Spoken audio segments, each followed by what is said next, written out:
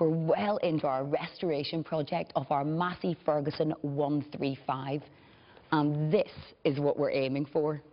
In fact, I want it to be even better than when it first came out of the factory, what, over 40 years ago? Which means I still have loads of work to do. Oh, Molly's back to work and all, that means I better go.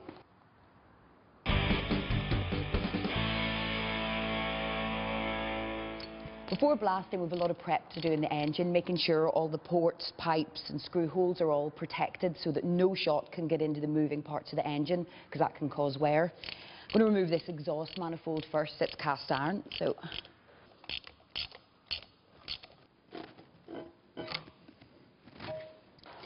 now we're left with two portholes that need covered. So we can take off this gasket and use it as a template.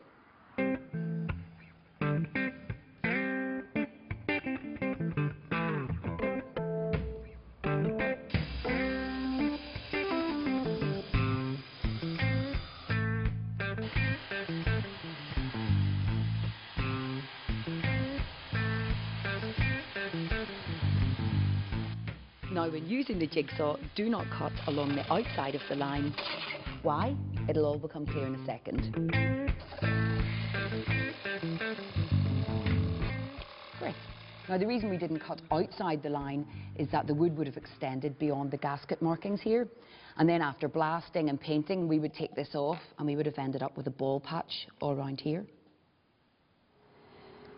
So I'm putting sealant around the edges of the cover. Now I'm using a polyurethane-based sealant because it won't react to paint. And I put a bit of a rag in here so that sealant can't get into the port.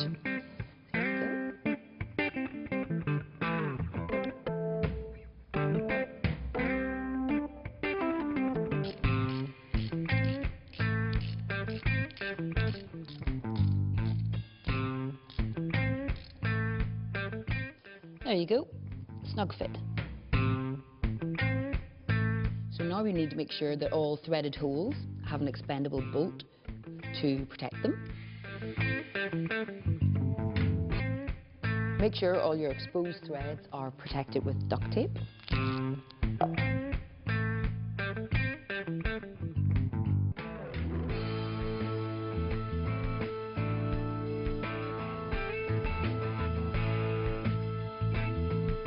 You'll need plenty of duct tape because you have loads of pipes to cover. A wee bit of cloth for extra protection.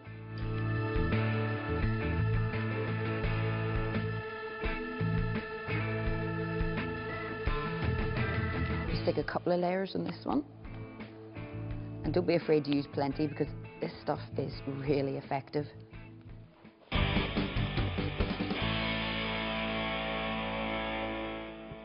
Just when I think that the tractor is ready for blasting, Wilbert suggests that we pull the head off the engine.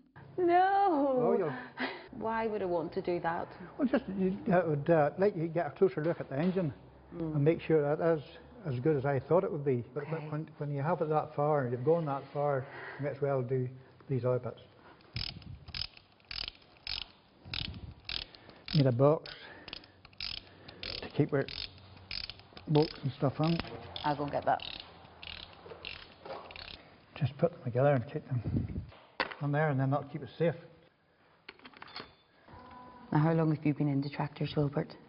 Quite a while. You're going to show your age? You only have to look at my hair, and that'll tell you. No, I remember my first driving a Ferguson tractor away years and years ago, but my father bought a new Ford Ferguson, 1944.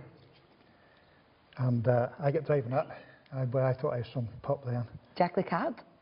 I was, and she came on iron wheels, because that was just after the war, and rubber was very scarce, and you couldn't get tyres for them. That's insane. That's great to see all the old ones when you know the ones I was used with. The tractors nowadays, I hardly even drive one of them. Just buttons and levers and other. I'd be lost. Tell you the truth. This is one of the injectors here, and we'll just lift that out as well. That's it. That's the injector. There's a lot of rust in that now. There's water has got in here, into this here, some stage and down in there as well. I hope it's not water coming up. Now this is the rocker cover. The what cover? The rocker cover. Rocker cover. This is the, where they come down. There you are. Thank you. There's a gasket here, but that'll have to be replaced anyway, so it doesn't really matter. Oh. Which is not too bad. That's quite clean. Mostly that's all gummed up with old dirt and stuff. It's not too bad. And that all around this is nice and clean. Yeah. As well. This is the rocker shaft. That's what they call the rocker shaft. It opens the valves, which I'll show you later on when I take the head off. This is a pipe. This is the oil comes up this and lubricates this shaft and keeps it working nice and freely. Yeah. This is what we call a feeler gauge. It measures the distance in between the valve and the rocker. It can't be tight. It has to be a certain distance according to the manufacturer's recommendation, whatever it is. If it is too tight, there's an adjusting screw here to adjust it to the proper distance, whether you want to tighten it up or loosen it off a bit. And you have to set all those to every one to the manufacturer's recommendations, whatever they recommend, whatever distance space should be in there. So precise. Is that distance okay? That there, no, that's a wee bit tight. That there, it's just that should be going in and out freely on that there. Oh, it should be going in, not freely, right? You have to have the piston at TDC or top up as far as it go to set them. They have to be. You can't set them when the piston is down or halfway down. Or it has to be up at the very top. Okay. And TDC on the fire and stroke. Let's take this pipe off. The oil pipe, yeah. Yes, and then it just lifts out. That's that. When you're taking these off, you take them off a bit at the time. You loosen them off a bit at the time to get them, bring them off and sort of level.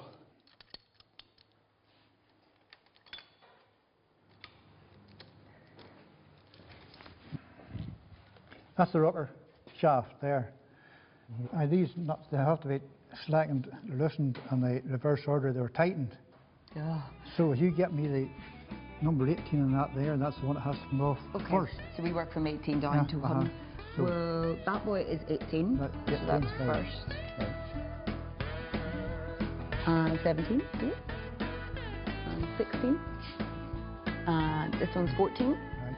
That's 13, yeah. Good. And that one's 8. Right. 5. 2. And last one, 1. The one we're looking for. Yeah. So that's us now ready for these nuts screwed off. How come the bolts needed to be taken off in that sequence? That's to keep the head from warping.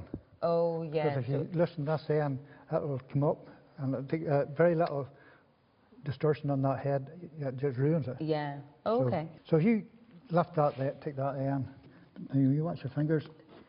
Go ahead. You see now the gasket's stuck in here. Go ahead. That's it now. Oh, it's not too bad. Bring it over here. Do we do? Fine girl you are.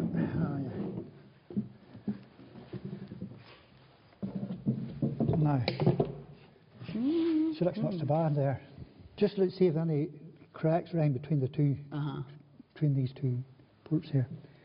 That's where the head was cracks on there. Yeah. And so that seems all right. There's not a lot of carbon around that there now. No. But still, whatever's there, they cleaned off. So we'll have a look at the engine anyway and see what that's like. Okay.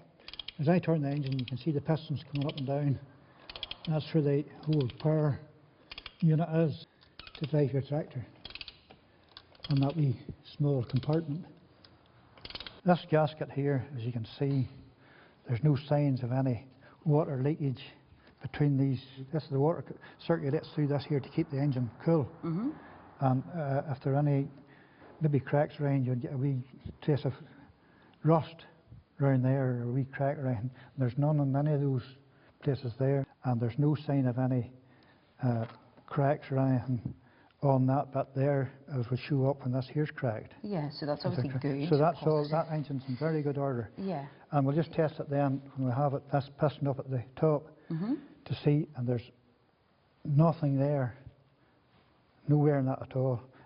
And when you look at the cylinder liners, if there was wear in that there, there'll be a wee lip, a wee ledge there. But that there's nothing there. That is completely free of anything there. Oh, yeah. So there's no wear in that. There's no wear on there either. So the engine is 100%. So you were right when you inspected the tractor the first time? Near enough, near enough. Good work. Brilliant. That confirms it then anyway.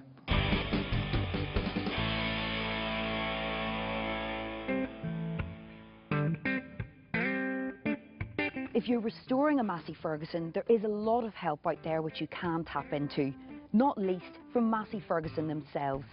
They've introduced a 10 Plus programme which provides parts for older tractors. Now, John, your family have been in tractors for absolute years, haven't they? They have, aye. Going back to my grandfather's father, so my great-grandfather, he started off in 1800s, and I suppose it was my grandfather who really took the business on and it progressed from there, and he brought the first tractor into this area, the TE20, back in the late 40s. And you've been with the business, what, about 20 years? Yeah, I've been in business 20 years now. I have been astounded with just how many people are interested in restoring tractors and renovating them, and and the passion they have, you know, it's just absolutely taken me by surprise. Well, I mean, over here everybody sort of owns their own farm, and they were all very much had to be machinery men whenever they started farming. And I mean, when Harry Ferguson, he comes from Northern Ireland obviously, and the association with Ferguson tractors is very strong here in particular. But yeah, I mean, these people whose first tractor was a wee Fergie or a wee grey Fergie or a 135, I think you put it right, they've got great nostalgia for the tractor. And nowadays you've got people who are still using these tractors on the farm. My brother-in-law still uses a TE20 on his farm and scrapes the cattle out with it. So like, you've also got quite a big percentage of people being interested in restoring the tractors for the sake of taking them to shows and stuff. And they're not farmers, that's just a hobby, and as you know, nostalgia factor. And so is it growing, or people, is it an area that is growing and becoming even bigger? Yeah, I would say it is, because it's not just farmers that are trying to restore these tractors. There's people that maybe worked in the tractors whenever they're youngsters, you know, and people have just seen them around and about and they're very familiar with the tractor, and they want to restore one in later life to have it there. So yeah, we do a lot of business now, and it's always increasing, you know, because of the fact that Ferguson was so popular.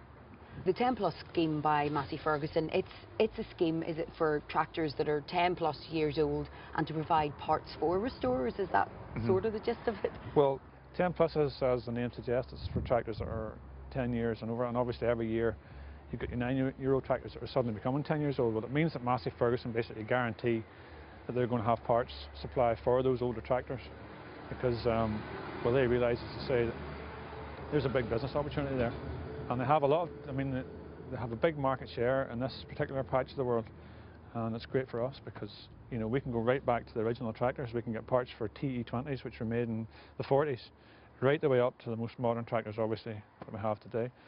But yeah, we pride ourselves on being able to provide a good parts service, and I feel we do that, you know. It's actually a really good idea, because you don't want to start to be restoring a tractor and then think, gosh, how the heck am I going to get this shaft or this bushel or whatever, you know?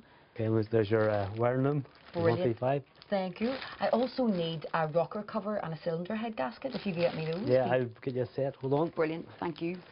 And you can see here in the wall behind me, there's various 10 Plus gaskets and 10 Plus seals. You can just see there's the wee 10 Plus mark.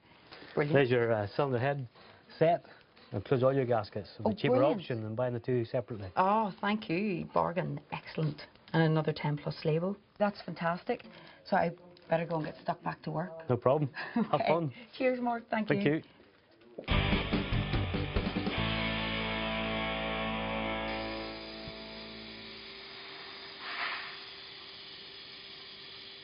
So finally my tractor is ready for blasting, and I feel we've reached a major milestone.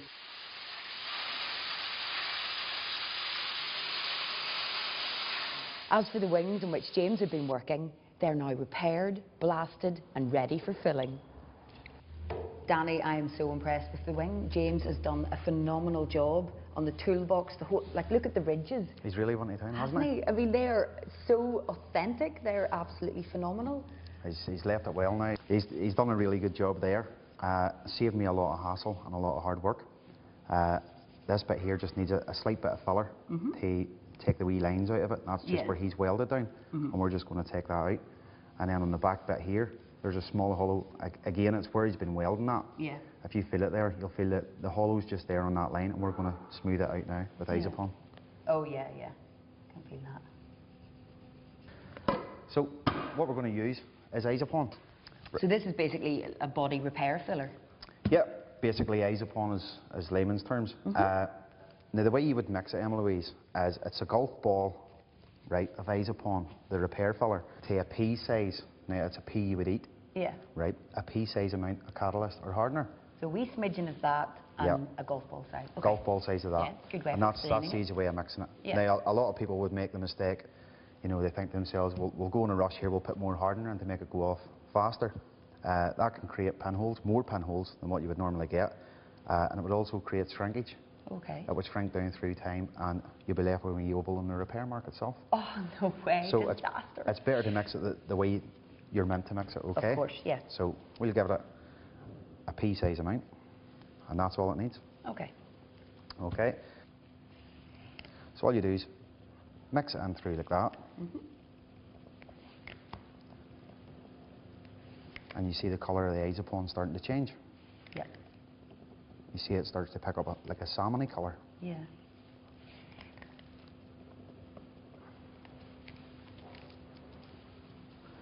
And then when there's no colour changing, you see it's all the one colour the whole way through. When you can get it to that stage, that's it ready to apply onto the tractor itself. Okay, you'll see here on the eyes upon spreader, it's got a beveled edge. Oh yeah. Yeah? Well, that's the side you would use to put it onto the wing of the tractor, okay? Okay. And you simply do this.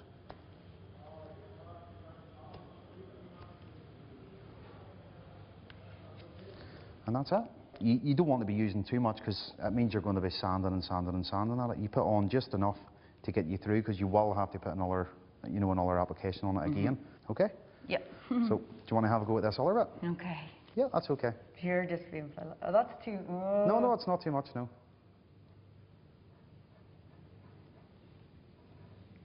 Oh, I'm all messy. You see, what you're doing there is you're putting it on, and where the hollow is, you're shoving into it. So what you need to do is put it on like that there. Ah, that is so much better. Okay? Yeah, but I'll not do it for you. There you go.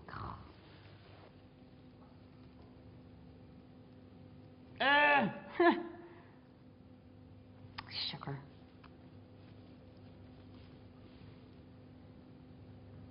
Why isn't it going in there? Now you shouldn't Hold on. Do I do this or something? No, do that. try it.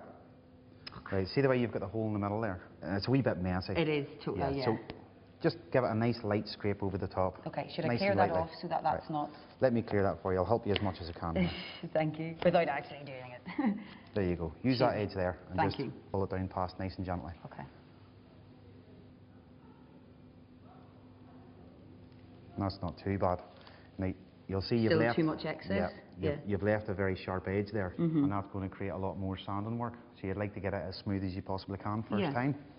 So if we take it back off again, and now that we've got dust on that, I'll fill your spreader for you, and you go again. Okay? So just from the top, nice From and the gentle. top, nice and gentle down. Oh dear, oh dear. Is that because it's starting to set a bit?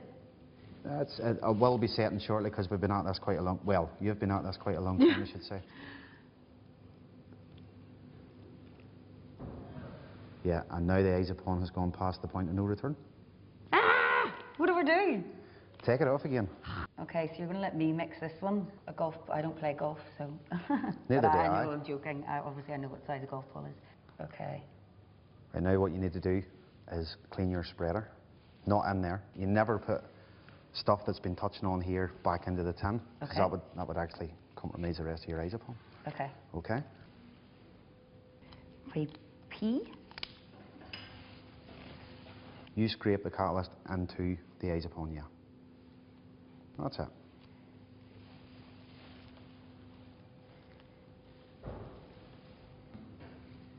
Well, how am I doing? Well, it's not bad. It should turn out to be a nice sponge cake. That is what you're making, isn't it?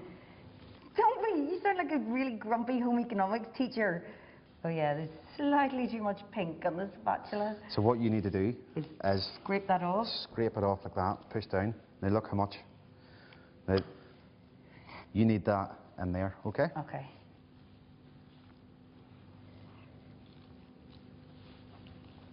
Are we running out of time? I'm getting nervous Yeah, that like it's going to basically, start to harden and then, it's going to go off shortly because, you know. So what you need to do to get it onto the spreader is grab it like that there and just hold Perfect. it up. Okay? Thank you. You're going to do this first time this time, aren't you? I don't know. It seems like there's quite a lot on the... Now that's really, really well done. But unfortunately the hole's here. Oh, sugar. Oh, do I have to scrape it off and start again? Yep. Yeah, okay. And just keep the constant pressure the whole way down. And that's your hollow there. That's okay. What should I do with this? Just scrape that? Clean your spreader first. Mm-hmm. Here's one I done earlier. Uh-huh. That's that. No, make more from it. Like That's more okay. like that. You can sand all that off. I don't mind. That's fine. That's not too bad for a beginner. I find that fiddly and tricky, but it is possible for an amateur to, you know, an amateur Yeah. restorer to tackle that. It's like everything. It comes with a bit of practice, you know. Yeah. I can do it. I've been doing it for years, but anybody can do it with, you know, a bit of practice. You have to mix the eyes upon properly. Mm-hmm. You have to apply it properly. Yeah. Like, where this side here, where there is no access, the line's clean, you can hardly feel any lines in it, you know. Mm-hmm. That's only going to take a couple of minutes to rub up nice and smooth again. Whereas this hash over here is going to take longer to rub because you've all this, all that has to be sanded off, it has to be left smooth. Giving yourself more work. You're giving Yeah. yourself more work, but through time, you know, you would bring it down. This You- won't happen, hopefully. It won't happen just as much. I'll Yeah. be a lot, you know, a lot less of it, and it's far, far easier rub. But it's practice. It's all down to practice. Okay. So what we're going to do is we're going to sand my bit first. Now, the way you would normally start off, if it's a really bad edge or you have an excess amount of eyes upon on, you would start off rubbing it with an orbital sander with, say, a 120 or a 150 disc on. Now that's 120 paper there, if you feel. Oh yeah. Okay. Pretty fun. And that there would be a 150 disc. That's for the orbital sander. Now that's brave and fine too, but then you can go to the extremes of 500. Gosh, that's like an emery board. I could do my nails with that. You could, yeah, I wouldn't recommend it. It'd be very costly, like, but yeah, you could. Okay. So we're going to start off with a 120 on this here by hand, okay? Now what we're going to use is the rubbing block. It's got a nice flat edge. You can see there yourself, it's completely flat. Cool. Okay, you open it up and you trap the paper in the little spikes. Press it down, it's held, okay? Brilliant. And all we're going to do is rub this bit here, okay? Yeah.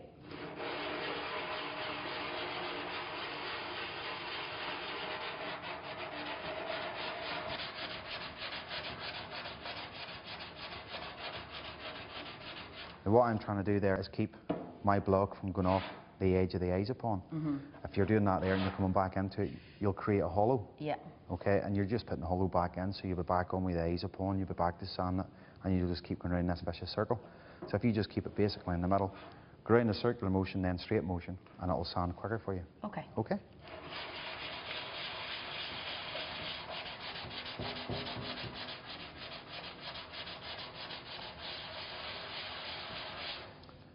Now, whenever your paper gets to, A wee bit. it's full of eyes upon. Yeah. So you could blow it out with an airline, but the paper's used now, so you're better off to just take it out and change it over again.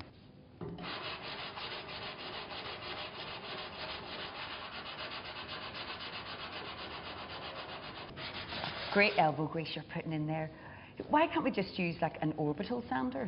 Well, I could use an orbital sander because I'm used to them, but you'd have more of a tendency to do it by hand. An orbital sander, you'll put gouges into it. Somebody you know. like me would, a Yeah, novice, you'll come to an edge, you would turn an orbital sander up on its edge like that there, and then you start to create another edge. You know, you're moving the edge to somewhere else basically. So again, if you're not experienced with it, Yep. it's just going to give yourself more Yeah, just leave it trouble.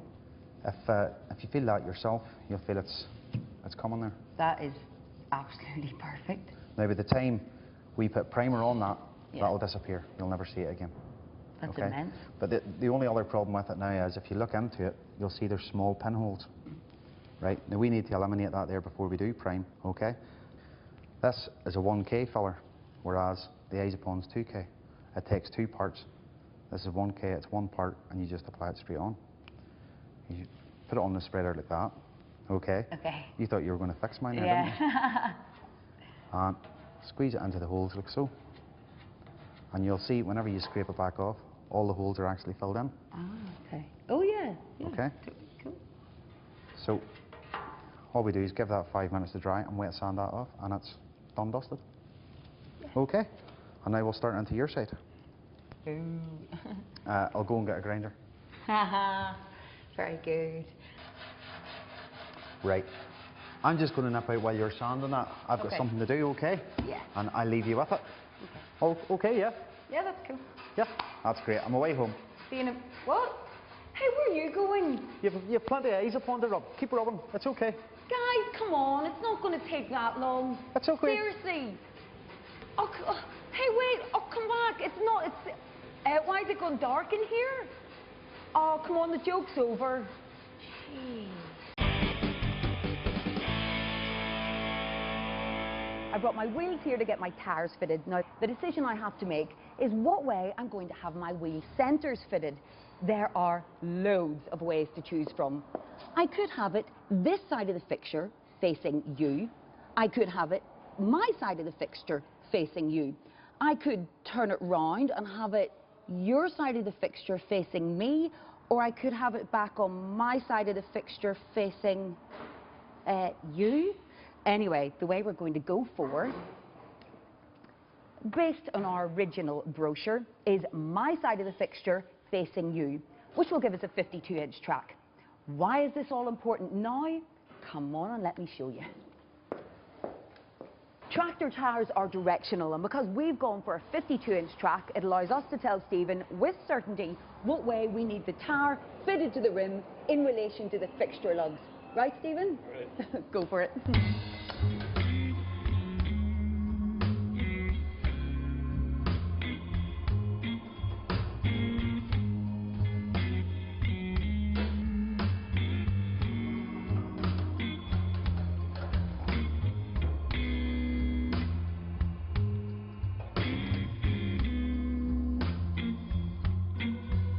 We had to decide on what type of tyres to go for. We could go for traditional cross-ply or modern radial. We've gone for traditional cross-ply.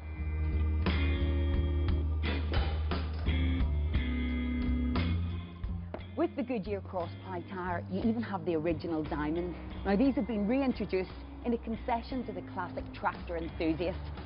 Another point to make is that we brought these rims to get the tyres fitted, and the paint job isn't entirely finished, because with the best will in the world, when you're getting tyres fitted, it could cause a few wee scrapes. So these will go back to Danny. He'll deflate the tyres to give him access so that he can complete the paint job.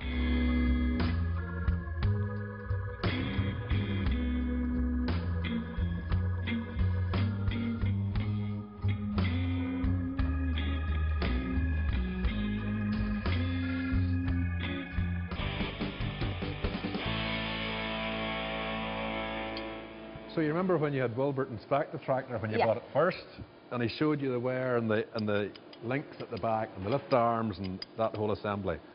Now you can clearly see it here. Absolutely. You can see the movement. It doesn't look like much there, but when that's transferred way back to the back of an implement, It's quite bad. yeah, it's magnified and Yeah. exaggerated. So if we remove the pin Yeah. and the knuckle joint, you can see clearly this is worn into an oval shape. Oh, yeah, yeah. Okay, do you see that? Warped over the years, yeah. And we're here now at the engineering works, and what we're going to do is to drill this out and fit it with a new bush, so Yep. there's a nice circular finish in there, okay? We'll have a new pin made, because you can clearly see here the wear on the old pin. It's quite bad, yeah. It's pretty bad. And as well, on this fork, this hole's oval shaped, so we drill that out, replace it with a new bush, and everything's tightened up nicely. Using a carbide cutter, our knuckle joints are remilled into a circular shape to ensure proper location of the new bushes.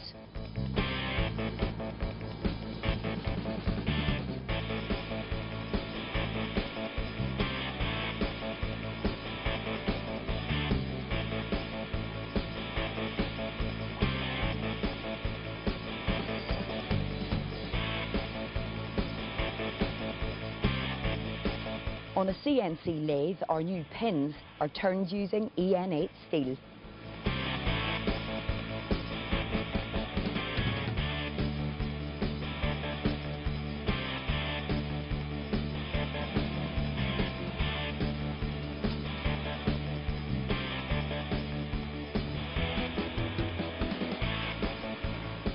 Reprogramming the same machine, our new bushes are turned out of bronze.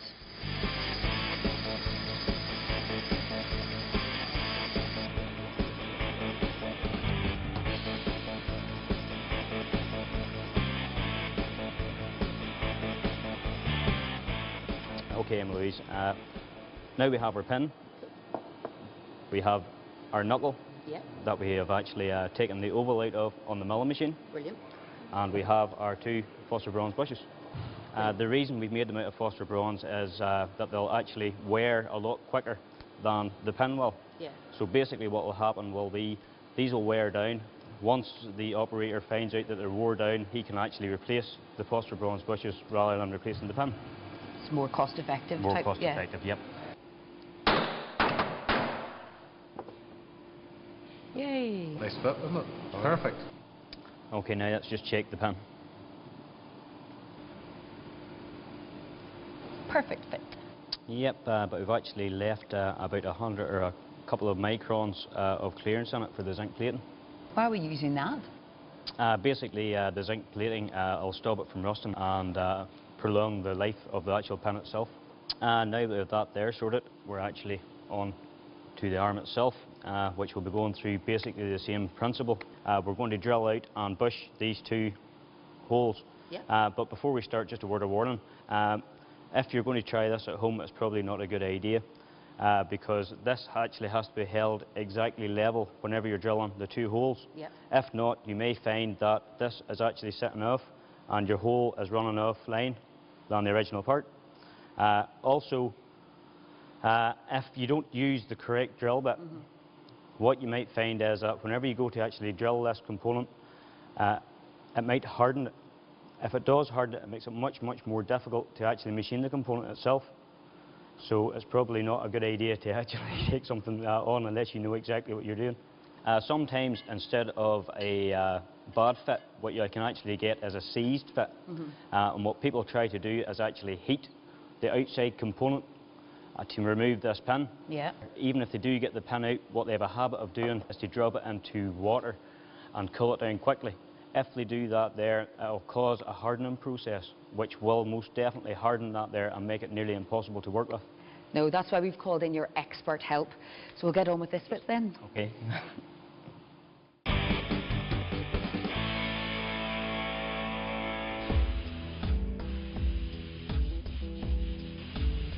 Back in the paint shop, we finally see the colour red. How exciting is that?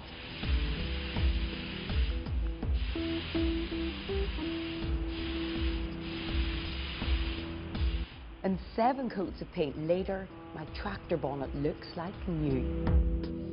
Oh my, wow, that is just phenomenal. It's all shiny and new looking after all that panel beading and all the effort and the detail. Oh, that is just brilliant. It was all worthwhile, wasn't it? Absolutely. Are you just wrapping it up? Can I take this? It's brilliant. Well, you want me to wrap up so you can take it away? Yeah, that'd be good. I'm on wrapping it. You'll need that, okay? You'll need that, You're not serious? okay? And sandpaper. Sandpaper this perfect, lovely, shiny bonnet. Yes. What's wrong with it as it is? It looks perfect to me. It's good. It's really good. It's fantastic. But it's just not A1. So, if you want it to be the best in show... No! Oh, I can't believe you did that. Yeah, but it'll all come shiny again. I'll go get changed then. Listen, I don't have gloves on. Well, what about my hands, my delicate hands? Don't worry about your delicate hands. It's the delicate paint we're more interested in. Actually, I agree. Yeah. And If you've gloves on, you'll have no feel. You know, you'll not feel everything in your hands. I can feel more than you, but it's more for the feel, the grip of the sandpaper. You're pushing it gently. What are we feeling for? Like imperfections. You No. want it to be a mirror finish. And no matter how good a sprayer I am, or others may be, Yeah. you still have to wet sand if you want it like glass. And the way that you're rubbing that there could really hurt you, because you're rubbing with your fingertips and you'll score my paint, and that's why it would hurt you. You rub with the flat of your hand, please. Okay? Sorry, I would hurt me actually after that. No matter how good a sprayer I am or others may be, you'll always get a slight orange peel. Now there's very, very minimal orange peel on this. Yeah, because I can't see it, but... Right, but it still has to be got rid of, Yeah. okay? And that's why we're wet sanding, to take all that off. Now, just be careful, whenever you're rubbing with the palm of your hand, whenever you're rubbing, all your edges here, you have to be very careful not to rub too much at them, or it'll start to rub through and you'll see the primer back through. Now, there's plenty of coats of paint on it, it shouldn't happen, but if you're careless and not careful, it will happen, okay? So that's the last thing No, we want to be putting paint there. Big time. So how long would you spend doing this? This here, that bonnet, all the way around, polished back up again to perfection, about 7 hours. 7 hours? 7 hours. Well, 9, once I fix up what you've messed up. Oh man.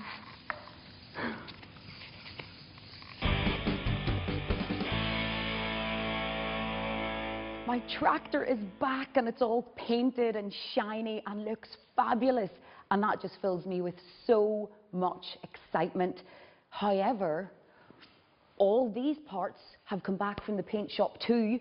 All these parts, and they all have to go back onto the tractor, and that just fills me with complete and utter fear. It's so daunting. Of course, we could have sent the tractor away with some of these parts still on it, but we didn't do that. Why? We'll take this radius arm, for example.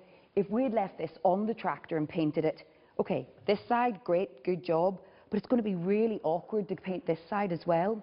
Or the front axle, if we'd left it on the tractor, these two parts would have been attached, whole build-up of rust in there, painting just over the rust, and at some point it's going to come back out through the paint, whereas we were able to separate these, get rid of all the rust in here and do a really thorough job. Now all our nuts and bolts have been primed. To do this, we took them out of our labelled plastic boxes and put them on some cardboard and labelled those as well, because I cannot afford to lose any nuts and bolts. Even if I'm going to replace any of them, at least I have these as a point of reference. Now before we put this all back together, let's just give ourselves a wee reminder of what we're aiming for. This is what the tractor looked like when it came out of the factory in the 1960s.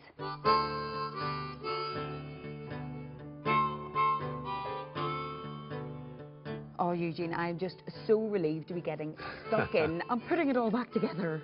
Yeah. This is the start of it. I'm quite pleased myself, I must say, because I was getting kind of tired just pulling stuff off and I know. masking stuff up and filling holes. And one battery cradle fitted.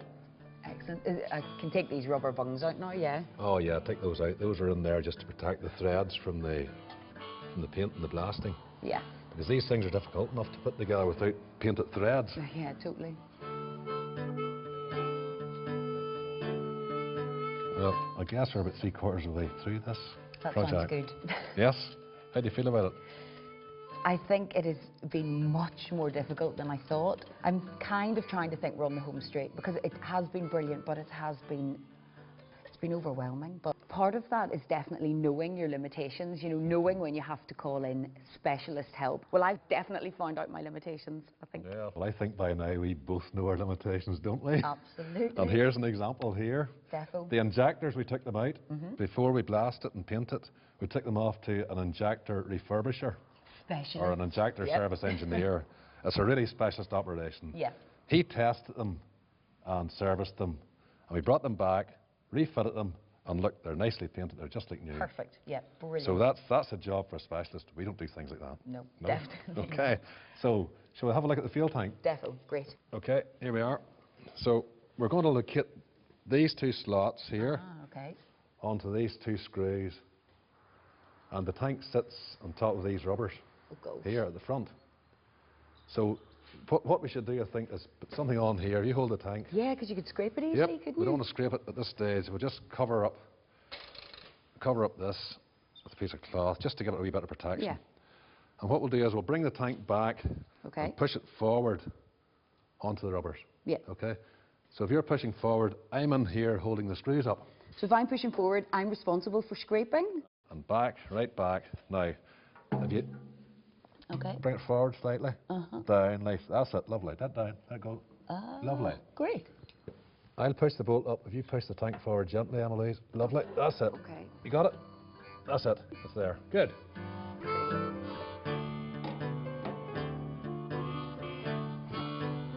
Eugene, you must have restored loads of tractors. Do you still get a buzz when you're pulling it together and you stand back and go, yes? Yes, I do, because every tractor is different, even tractors of the same model. And when I'm doing this here, I think about the history of the tractor and who worked it and who owned it and what sort of characters there were. And it's really more about life than tractors. That's how I see it. I think that is brilliant that you still get that buzz. You know, even though you've done loads and different models and makes and everything, that's cracking. Yeah, you'll find that too when you do your next one. You'll I'm say, oh, this is hoping- so different than the last one. Next one? Sorry, what? Huh? Before we fit the dash, we're just going to install the instruments. I have my idiot's guide, the photograph that I took myself. We have the fuel gauge already installed, so I'll just put in the amp meter. So hopefully a bit of firm pressure and rotation should get it in. And a wee tip is to put a wee bit of liquid soap around it, and that will lubricate it and make it easier to get in. So, voila. Next in is our temperature gauge. Just make sure I get it in straight.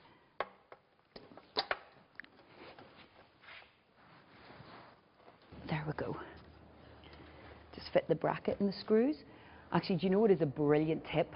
Have a roll of this foam packaging nearby, because when you're placing down these shiny parts, you don't want to scrape them.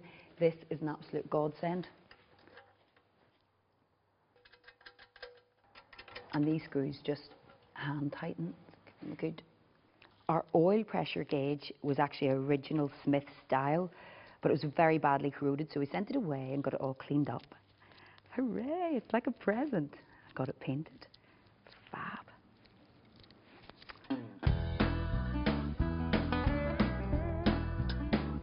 Oh, good. It's, excellent. And just straighten it up there. Super.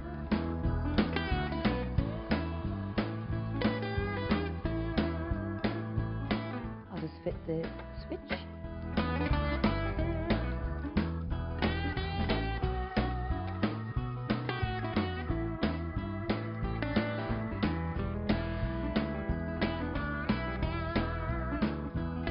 You may remember I was really surprised at how few hours there were on the clock.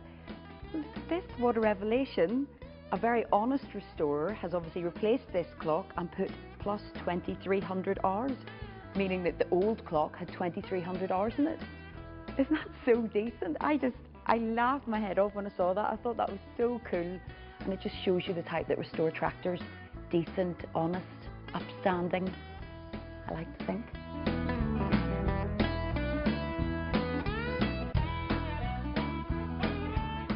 Last to be fitted should be our light switch. I don't know how it happened, but it managed to slip through the net and didn't get sent away to be painted. So annoying, but we'll just have to send it back and get it done. And I'll just slip the dash on over the steering column. Be careful not to scratch it. Now it's just 4 bolts. Eugene, you get the other side. So you have it on. This is exciting. The first bit of red going on the tractor. Yep, that certainly helps the look of it, doesn't it? Definitely. Brightens the whole thing up. Push forward. Ah, great. You can see the benefit of not tightening up all the bolts in the first place. Absolutely. It gives you a wee bit of leverage for... Yeah. If we push it forward a wee tiny bit more. Great. Perfect. Thank you. Got it now? Yeah. Super.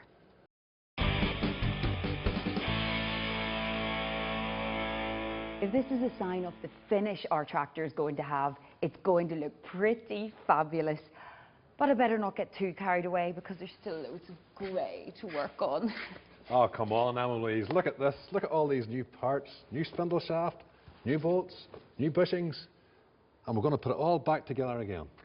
Okay, I know. How could you not be excited? We're going to refit the front axle with the new bushings, Yeah. top and bottom here. Okay, because the old bush, remember, it was worn. Absolutely. So out that goes, okay? The spindle shaft, remember the old spindle shaft? Yeah. That was worn just inside the bush. You can see the step in it here. Gosh, it really and was. here. Wasn't Now, it? we intended to have this machined, but we were advised that it was better to buy a new part because the time involved in machining this. It's more time, Yes. labour, money, yeah. So we bought a new spindle shaft Yeah. from Massey Ferguson +10. Now, isn't that exciting? Yeah. All it needed was a coat of paint in the bottom at the paint shop. It's a beautiful piece of engineering. And we know it'll it's fit, perfect. which is Fit perfectly. Yep. good, good. So the old one's not going in. So first on goes the bottom bearing with the thrust side down, down to the bottom. Okay. Great. Okay. And we're ready to fit it inside the shaft. Right.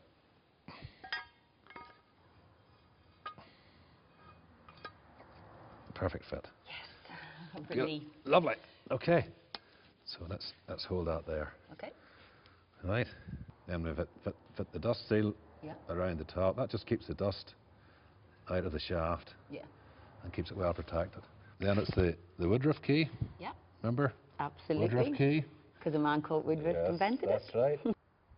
So the Woodruff key is nice, neat fit, followed by the steering arm. Okay, I'll just give that a. It's almost there. That's there now. Yes. Okay, just a final tap. Let's have a look. Yeah, perfect fit. Great. Okay, so it's just hold it steady and I'll put the bolt through here. There we go. There we are. Hooray. Complete.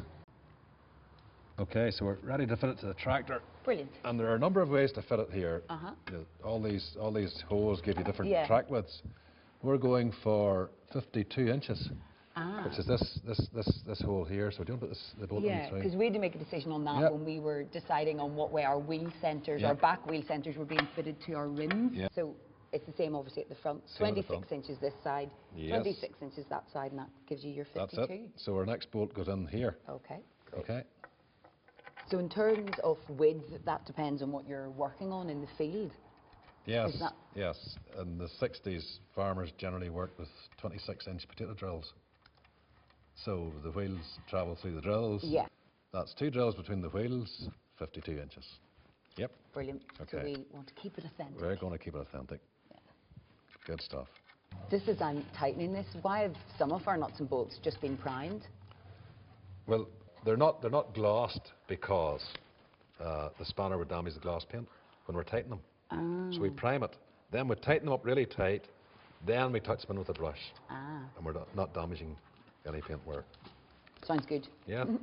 So before we fit the front hub, we have fitted a new inner bearing Yeah, into a new shell yeah, in here, okay? yeah. And then a new oil seal Uh-huh. on the inside again. Then the whole hub fits onto the stub axle, Great. right? And it pushes right on like that. That's it, okay? So here's the outer bearing, nicely greased, okay? And it just slides in there and fits neatly against its inner shell, okay? Remember the little washer with the extruded part on it on the inside? Yeah. Okay? That slides on over the stub and the covers into the slot.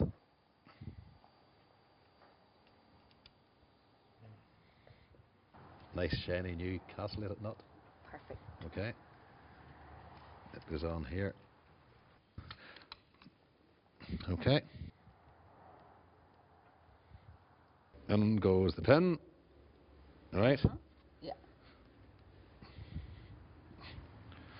And then we spread the ends, but just to Keep it in place. keep it in place like that. Okay? Cool. There we are. Little cap, top cap.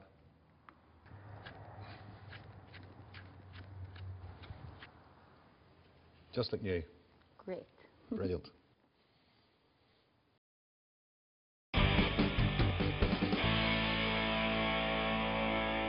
As As a restorer, I feel part of the group, like I've been accepted into the inner circle. I've been invited along today to Acadoo in Northern Ireland to go on my first ever road run. Robert, thank you so much for the invite. How are you doing? Pleasure to have you here. Thank you.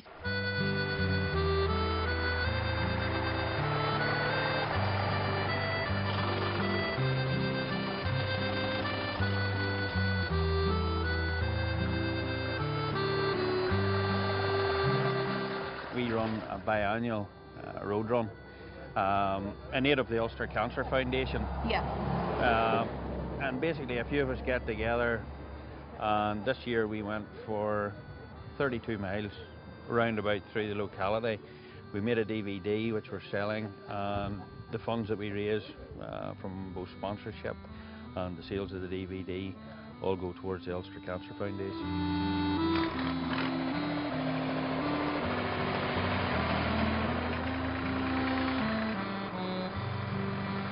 How many of you were there came out this year? Just 110. 110, that is very impressive. That must have been some sight, 110 tractors along the road. It was awesome.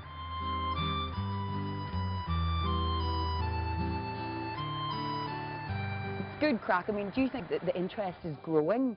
I mean, because as you say, you thought you maybe would have had 80 people. You'd 110 here. The interest, I'm amazed at the passion that people have. I'm constantly amazed by it, and yes, I mean, the first outing we had was in 05. We had 22 tractors, and then 07 we had 58, and last time out we had 110 on the road. And I mean, it is a popular pastime.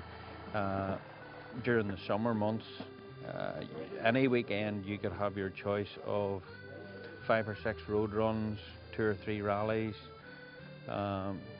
You know, You are spoiled for choice, because... Oh, absolutely, absolutely.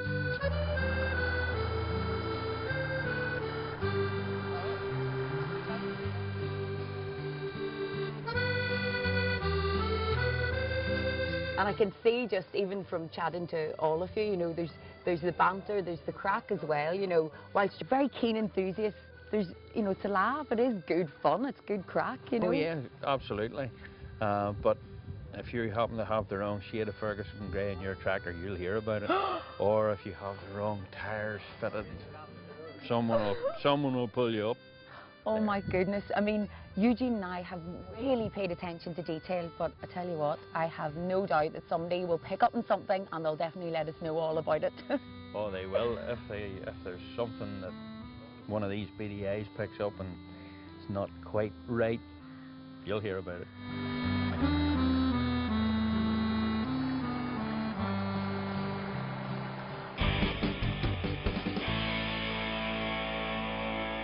These are our old brake linings, which we took off our back plate. Now, we needed to replace these because they were very badly eroded and some oil had seeped in onto them.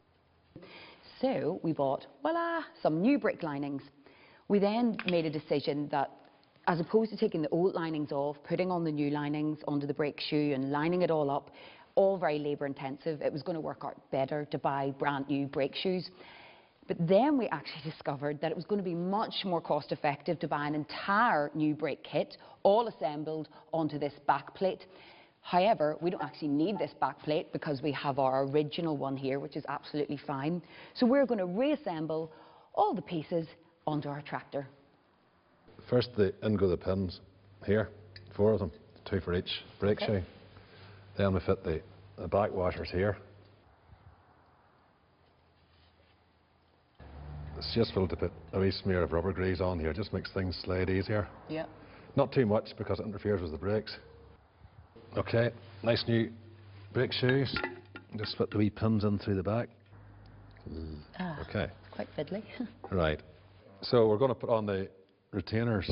Okay. They keep on the keep the shoes on. So the first washer goes on like that, dome sides towards us, towards me, okay? Followed by the spring. Spring on. Now for the fiddly bit. Second washer on the vice grips. Line it up, push it on, turn it round. Okay, vice grips off. Yeah. And there it is. That's good. Great. Okay. Okay, last one. The spring. and then the second washer. There we are. That's the 4 retainers, right? Yeah. So next is the top spring, and it goes in like this in here. And then the bottom spring fits in here, followed by this little bracket that holds the two shoes together. Okay? It just needs brute force and a little bit of ignorance. There it is. Brilliant. Okay, and a bit more. There we are. Just a wee bit of force. Excellent. That's 2 springs. Everything nice and tight. Brilliant. Good. And I have the adjuster. Yep. Next, please, slides into the slots like that, and if I just push the shoes against it, I'll hold it nice and tight. Great. And last spring, and it goes up in the back here. Can you see it there? Sorry, but there we are. Right, and now we're going to pull it down to the hole. Here we go. There we go. Brilliant. Nice and tight up against the adjusting screw. It's obviously meant to be right up against that, yeah? Yes, I'll show you how this works. When we fit the hub, right, we adjust the brakes with this screw, and it simply pushes the shoes, both shoes, out close to the hub. Yeah. Because when you put your foot in the brake, you want very little movement to make the brakes engage. Yeah, of course. Okay, so there's a slot in the back of the backplate here. Now, as I turn that, Oh yeah, I can see, can you see the a gap is adjuster starting. expanding? Yeah, which pushes the brakes apart. Yeah, push them apart to the drum, and what you want is when you put the brake pedal down, you don't want a lot of movement here, No, it's very you know, slight. to engage the Yeah. brakes. Brilliant, it is a great wee system. It's a good system, and it works really well, and that's it ready for the brake drum. Just remember, no paint on the inside. That needs to be pretty clean so that it engages nicely with the brake shoe. Okay, so there we are. Line up with the 2 holes here that retain the screws, Yeah. and just push it on gently. Oh, it is brilliant to see another complete part finished. Yep, something else, isn't it? And we've got Excellent. brand new brakes. Oh, very satisfying, Yep, good absolutely. feeling. Good job.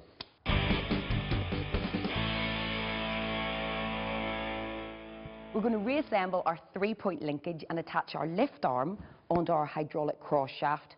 Now you may remember that it only had 1 hole in the middle, whereas our original cover plate had 2 holes, so we sent the hydraulic cross shaft away to get it specially drilled and tapped so that the original cover plate fitted onto it. Now that is attention to detail yet again. When you're attaching your lift arm, you have to make sure that the lift is fully in the down position. So your levers here, they're in the down position. Your lift arm on this side is free moving, but make sure you hear it clunk into the down position, and then you have to match up this side with that side. So that's actually a bit high. It can be a wee bit fiddly just getting it right. Move it down a smidgen. I think that looks about right. I'll measure it to make sure. You see we have a tab washer here, which we just curl over the nuts, and that'll stop them from migrating. And you'll see this is all just primed because we will tighten up all the nuts and then touch them up with paint. There we go. It's pretty tight.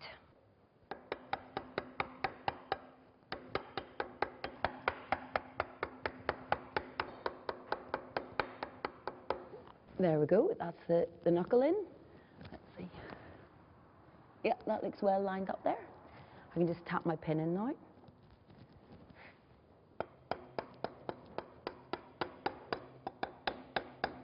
Just nice gentle taps.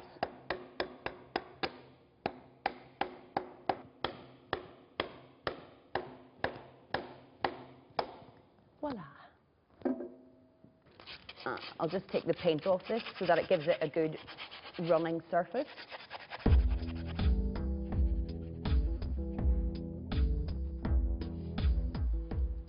We've got the drop arm there. Okay. I'll tap the pin in.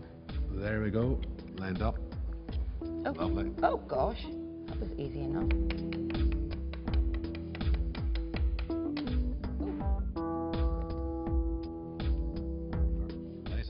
Perfect. Fits nicely and swivels nicely and it's nice and tight.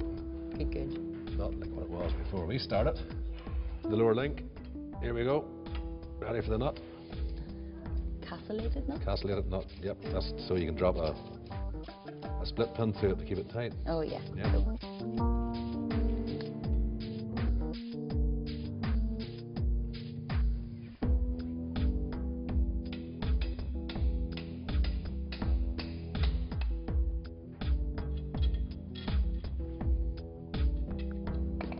So there you go, that's our linkage reassembled, and I think it was definitely worth the effort going to the engineer's shop to get new bushings and pins, because look at that, virtually no play. It's a good feeling.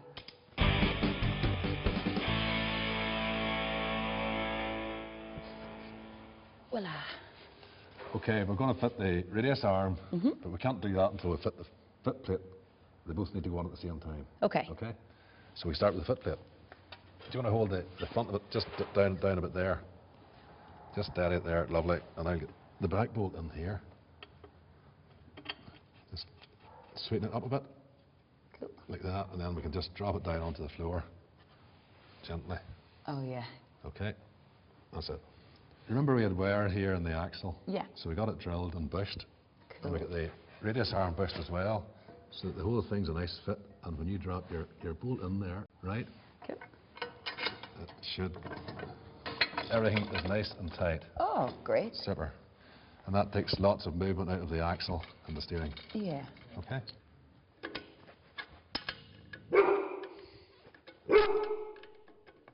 You all right, Molly? Yeah? Good girl. You all right, Molly? It's tight enough, is it? Yeah, it's for tight now? enough in the meantime.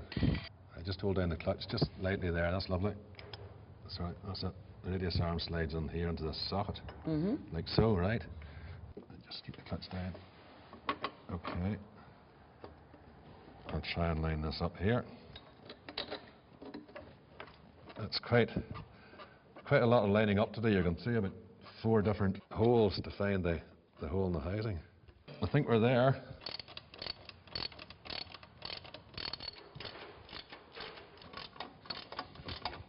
Just one last stud there. Do you want to tighten that? Yeah, cheers. Hey, that's good. That's never coming off again. No. Another job done. Now, you may remember when we first got the tractor, the radius arm was actually on upside down. The seam down here was up here. Now, we've been very clever and made sure we put the radius arm on the right way. Okay, it's not actually that clever, but I'll tell you what is. A wee tip to remove paint when it gets clogged up in the threads, Eugene. Yep, simply use a 1/2" UNC tap. Used for making threads, but it's very, very useful for cleaning threads. Gosh, you really can see the difference between the one you've done and the one you're about to do. Yeah. That is brilliant job. Okay, it's just important to get it nice and square on the threads, because if you don't do this properly, you can damage the threads. You can wreck them totally. But we're all right now. We're lined up. It's just a question of taking it around nice and gently.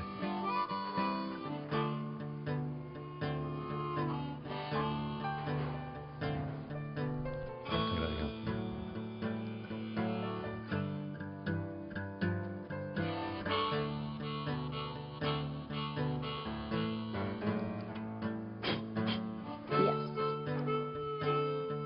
I want to make sure that these studs will come out at some future date if we need them to. Yeah. They don't corrode. It's just some grease in the threads. Right? Screw it into the hole and grease the inside like that. Okay? Of course, I've taken these out again now to fit the seat. Do you want to go and get it? Oh yeah, 2 ticks. Okay. Voila, this is exciting. Nice thread seat. Yep, lovely. Cheers. Got it there, just let it swing back. Oh, back this way? That's it, lovely. Not too far, not too far. There's 3 holes here for adjustment. Uh-huh. We'll keep it in the centre 2 holes. Yeah. Means that I suppose anybody could drive it. Yeah, cool, cool. Small, tall, whatever.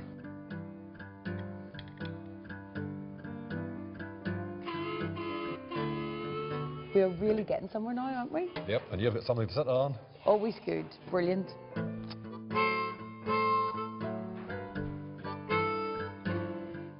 We fitted our exhaust and we're going to fit our wheels and then we're going to start up our tractor. Now throughout this entire restoration we've gone into much more detail than we initially intended, as you may have noticed. In different areas we just wanted to go that extra mile. For example, the engine, when we started it up, it seemed to run really well, but that wasn't enough for us. We had to open it up and double check. The linkage at the back, we didn't have to get precision engineered pins and bushes, but we did because we wanted to go that extra mile. So it may come as no surprise that there have been a few wee things that have been niggling at us. And this is one of those things, the fuel injection pump. We knew it was running fine, but we sent it off to the paint shop, and it was only after it was painted that we felt we should have got it serviced. So we did that, and that's why some of these bits and bobs are going to have to be touched up with paint. But do you know what? It was done in the wrong order. It's not the end of the world. I'm sure that's restoration for you.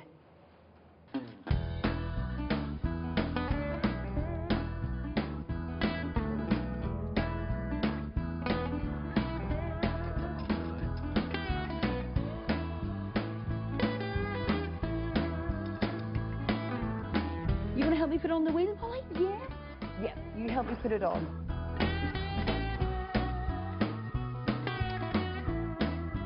When you put the wheels on, it really starts to look like a tractor again. And when you're using the socket to tighten the nuts, don't push it tight against the wheel because you'll start to scrape your precious paint. So just keep it a wee smidgen away from the actual paint.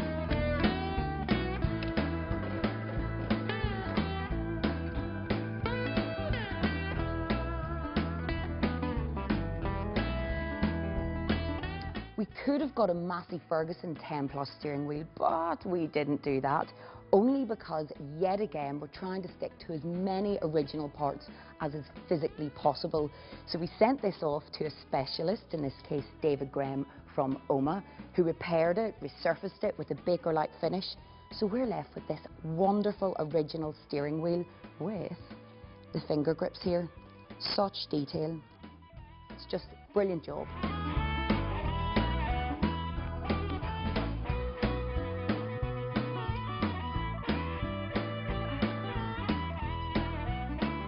Wee cushion for my seat.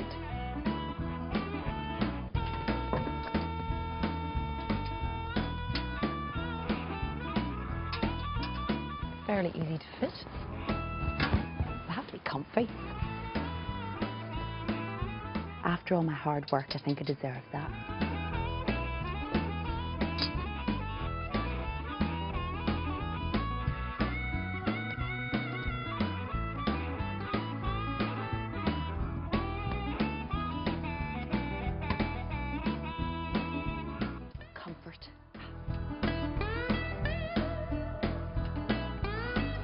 We've the steering wheel on, now let's test the fruits of our labour.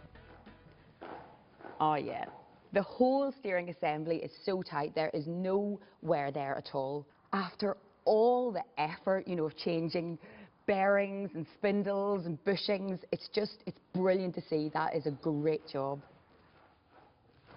Now, a word on the electrics. You've two options. If you feel comfortable with it, you could do the wiring yourself using a wiring loom for this tractor. They're readily available. Or you could do what we did, which was farm it out to an auto electrician who fitted our wiring loom for us. I think sometimes you've just got to weigh up what do you feel comfortable with and what do you want to spend your time doing. In this case, I felt more comfortable letting an expert do that so that I could work on other areas.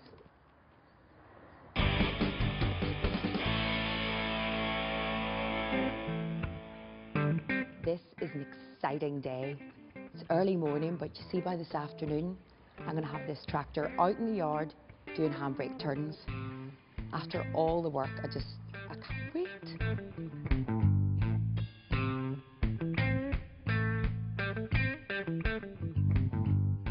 That's us, nearly full. Actually, just while I'm putting this lid on, I should point out our radiator hose here. We were going to use these modern clips, but we didn't do that. We went for these passivated, original radiator hose clips. Voila.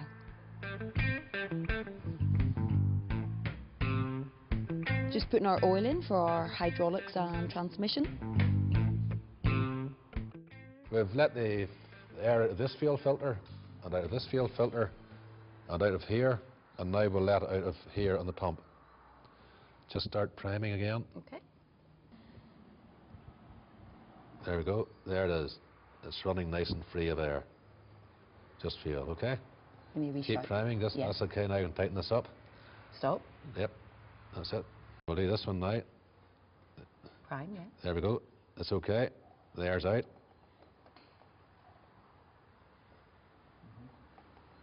Right, I'm going to open this injector up. You jump in the tractor. All right, that's it. I want you to turn the engine over. Okay. Just turn it over. Keep going. Okay, that's okay. Okay. Now I'm going to tighten up again. Okay, I'll take this away and you start the engine. Okay. Okay.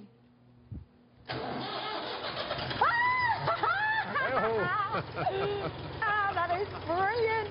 Ah, so good. Isn't that brilliant?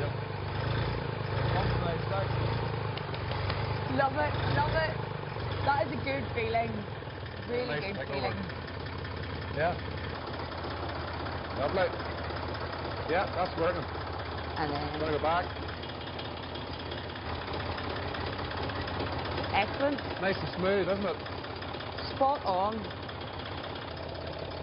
Next to check is the PTO shaft. I put it in gear, and when I put my clutch down, it stops great. We're just going to fit our second wing here, and you can see we've our conduit in for our wiring. Go for it. Okay. I'm just going to go down Gently. a bit to Gently. get Yeah, okay. Gently. That's it. Lovely. Up and over and down. Gently. Easy, easily, easy. And that's almost there. Forward.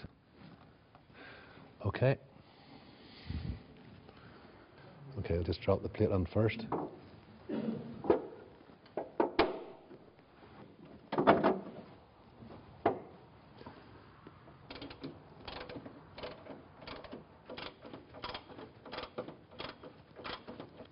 We're there. We're doing well, aren't we? Number 2 wing fitted. Looks good. It looks fantastic. Do you see this Butler's England ploughing light? It is like hen's teeth, unbelievably rare. I am seriously grateful to Wilbert Crawford who gave it to us. You can see the Butlers there, and made in England. The final part of the jigsaw, fitting the bonnet. And I have to say, for me, this was probably the most impressive part of the entire restoration. I mean, we pulled this bonnet out from underneath a hedge. We had it panel beaten, primed, painted. I think it just looks amazing. We put our stickers on it. We have our original chrome medallion, just put a sticker on this. Now this is made of metal, as is the nose bar here at the front. Now if you went to buy a replica today, these would be plastic. So I'm so pleased we have the original and they're made of metal. Now all we have to do is fit our light on this side here. Now we have our original cowlings, aluminium. So all we have to do is fit our lamp. Now interestingly enough, we were able to buy this replica replacement from Massey Ferguson. The only thing about it is that Butler's is spelled BV on this replacement as opposed to BU, is obviously how it should be spelt, on the original light that came with our bonnet when we found it. So we went and got this glass, original Butler's glass, and it's spelt correctly here, and we had to drive 4 hours to get this. But you know what? For authenticity reasons, we definitely think it's worth it, and now I'm getting nervous holding it, so I'm going to put it down. What we're going to do is just replace it here on the lamp, so I'll just take this off.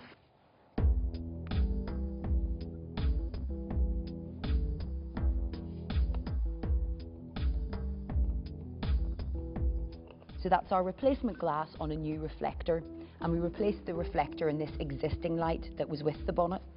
So all I need to do now is fit it.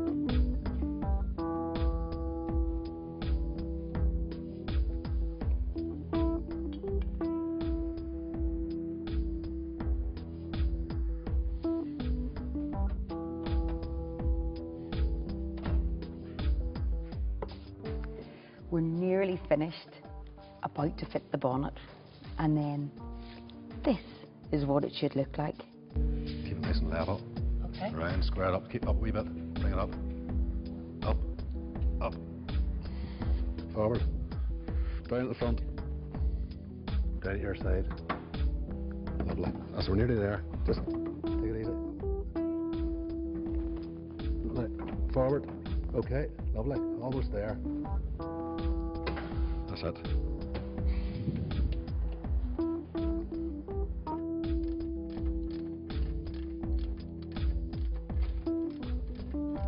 You see, with the bonnet on, it just looks great. Oh, that is a good job done. I am so pleased with that. Oh, there can't be that much more to do now, sure there can't? No, it's just the finishing touches. You can see in your brochure here, Emma Louise, the conduit inside, down the inside of the wing. Yeah. Now we have fitted that to our wing down the inside. There's just a point about that.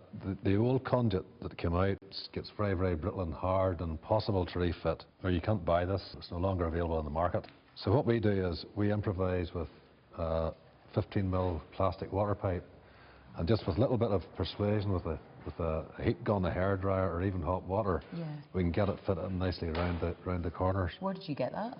Well, you can buy this in any plumber supplier. It's actually plastic water pipe. Cool. And it looks pretty, you know. I mean, it just looks the part, Pretty doesn't good it? match, Yep. doesn't it? It's works perfectly. And finally, we're applying our decals. Now you're on the home straight. What you don't want to do is rush this procedure. Do not peel the entire back of the decal off, because you'll have the adhesive on your hand. When you go to put it on, if you just smack bang it on, there is no room for manoeuvre, and you're more likely to get bubbles and creases.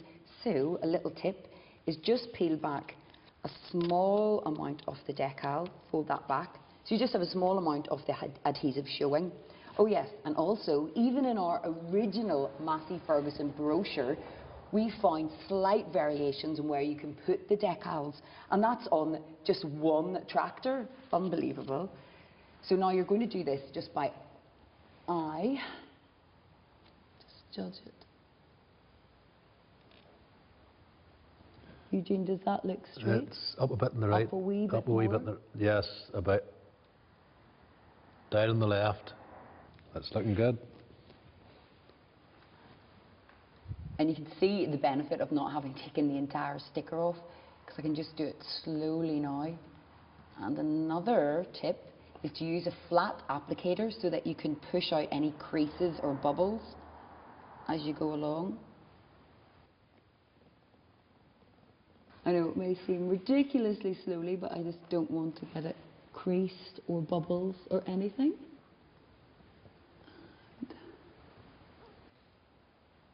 Brilliant. It's really well done. Oh, why thank Yep, you. you took your time, you did it right. So that's it done. There's nothing to stop me getting out and driving it now. Right, come on, it's all yours. The handles like a dream.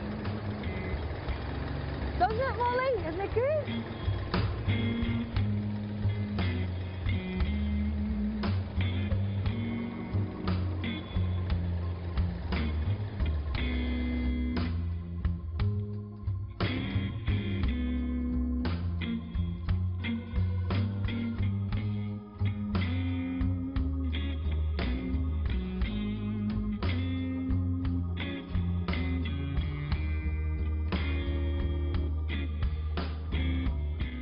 Like a lifetime ago we last saw Wilbert looking around the tractor, and now look at it, the transformation.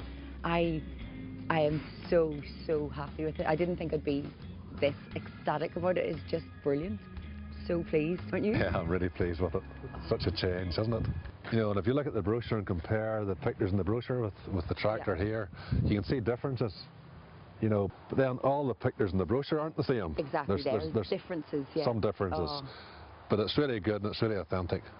You did a great job. Congratulations. I'm sure you're very pleased with it, are you? Absolutely. Oh, thank you. And of course, at times we could have taken the easy route, but we didn't do that. You know, you two kept me right and were saying, keep it authentic, you know, go that extra mile and take the extra time. And I'm really pleased I took your advice, and I they'd go to extra lengths and keep it so authentic, and I'm just overwhelmed.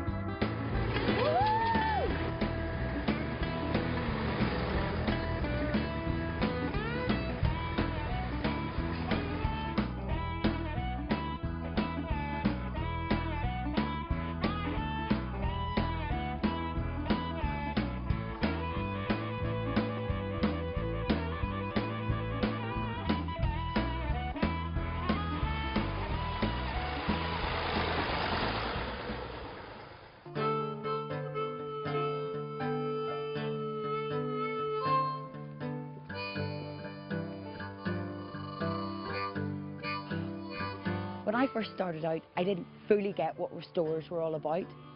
Now look at me. I've come to a scrapyard. I couldn't help myself to take a wee look at tractors. I mean, I'm not buying anything, I'm just having a wee look.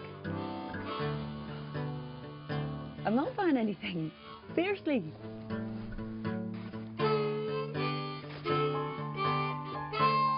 Maybe I have been bitten by this bug. Even a bit of moss wouldn't put me off now.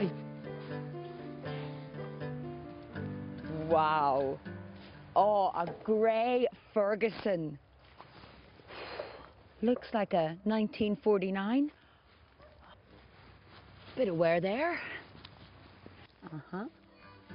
Yeah. Right. We're going to do this one. No, seriously, guys. We'll do this one. It'll be fun. Lads, come on. Guys. Come on, guys.